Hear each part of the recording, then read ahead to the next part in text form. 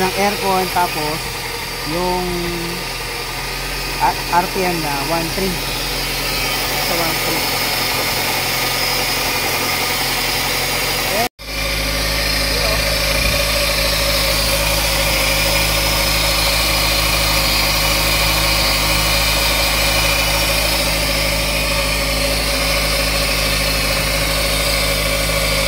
Dito, ayun,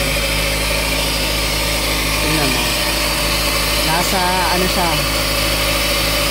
nasa 15. Dito na sa market.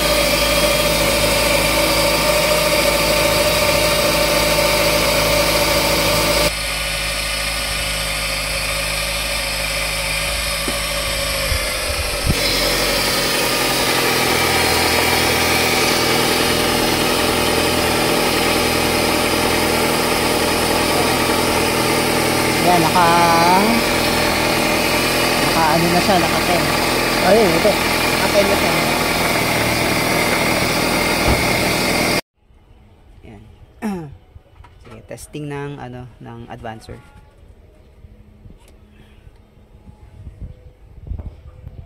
So ito yung para sa manifold. Ayun, meron din. Meron siyang vacuum. Okay siya, gumagana. Itong isa sa ported.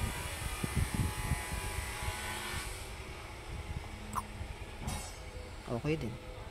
Ayun, hindi siya gumagalaw.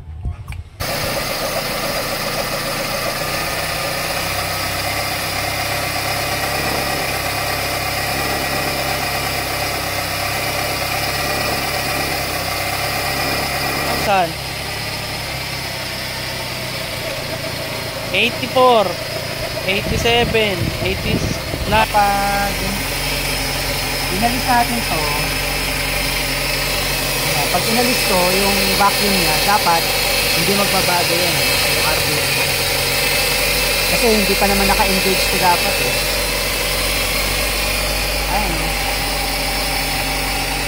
Pag inalis ko to,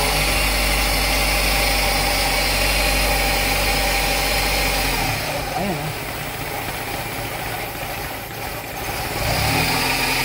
Ibig sabihin, sira to. Yung idle up. Alin yung sira? Idle up. Opo. Ano siya?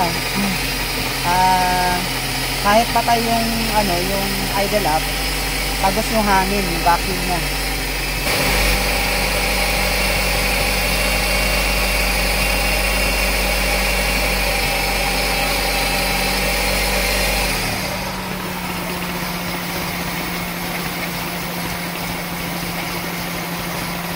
Ayan o. So hindi siya nagre-react, diba? Ayan, tama yan. Kasi hindi pa naman naka-on ang aircon. Walang idle up. So tama yan. Patay. Patay. Kanina ano, 1.5 ang idle. Ang menor ngayon, ano na lang, 900 na lang naka-aircon. Ang pag walang aircon, 800. So, yan. Yan dapat yan. Yun, naka-timing na siya.